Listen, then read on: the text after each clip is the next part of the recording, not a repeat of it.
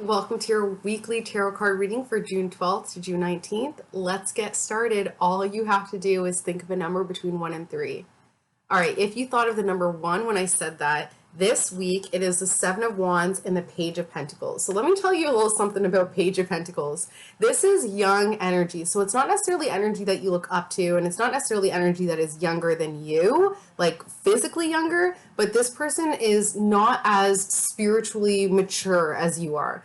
And with this Page of Pentacles, all they are focused on because of their spiritual immaturity is tangible things. They're very tactile. And if they don't feel it, they don't believe it. And that is incredibly frustrating for master manifestors because you really have to be delusional in order to manifest your dream world. So this Page of Pentacles needs security, but basically is blocking you from manifesting security because they're so realistic that they're not allowing you to be imaginative and deluded enough to start to even visualize and imagine their dream life. So for this week, it is time to just recognize that you're fighting for a foundation for this young earth sign that will always be stagnant. There's really no growth. When you look outside, like I know that tree has been there for, probably 100 years and will probably be there for the next 20 to 30 to 100 years, right? I know that as Earth, I can look outside and it is going to be there, especially if it's grounded. So it's more so about recognizing that this earth sign wants to grow into that giant oak, but if they don't feel grounded, it's more like loose sand on the ground, and all it takes is one gust of wind to get them all dysregulated. So this week, recognizing that your young earth energy around you, and it absolutely could be your inner child, 100% could be your inner child, this young earth energy needs more of a rooting foundation, needs something more secure so that you can continue to be deluded and dream, and it doesn't matter. I can literally see this tree right here, and I'm going to imagine that there's a huge carnival surrounding it. I know that tree will continue to be rooted. It will provide the shade for the carnival that may take 5 years to organize and plan and execute, but that tree remains. So with this young earth sign,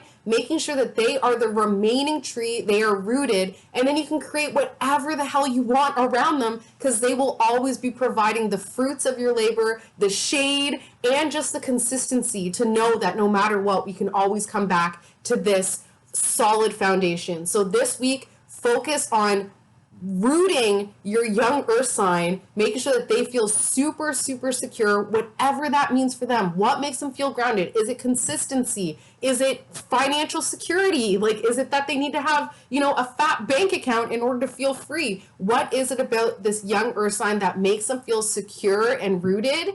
And with that, you can just really lean into it this week and recognize that you're fighting for the wrong foundation when it comes to them. Because maybe it's not the fat bank account. Maybe right now all they need is to co-sleep. All they need is to be in bed with you every night if they're a child. You know what I mean? Getting more clear about what foundation they require so you can stop fighting against them because they also manifest very, very well, but only if they're feeling secure. And like I said before, this could absolutely be your inner child if you are an earth sign, a Capricorn, Taurus, or Virgo.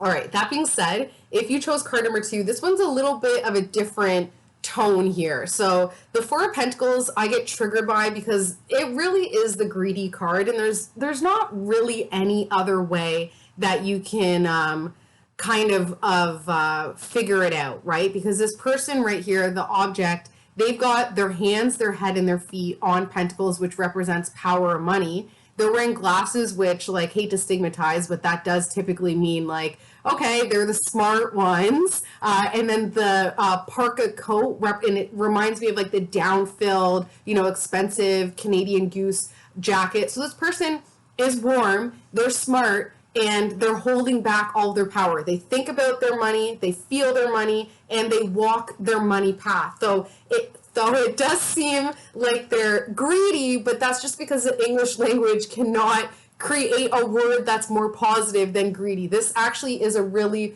positive energy to hold back your power and create boundaries and establish those boundaries without giving out your power too freely. And then the Ace of Wands is your second card for the week. So it's saying, hold back your power. You're smart and warm enough. You're secure and smart enough to hold back your power, whichever power means to you. Maybe your power is just doing the dishes every day or having dinner on the table every day. And you know that when you hold that back, that's when people are going to be like, family, going to be like, hold on a second. That is obviously something that we value because now we need it. So holding back this week will allow you the capacity to begin something new. No, I'm not going to make dinner every friggin' night. I'm going to take a day off, a night off from making dinner. And with that extra energy that I've gained by holding back and somebody else is making cereal or whatever, with that extra capacity, I now will be able to have the space to start something new. So this week, if you hold back,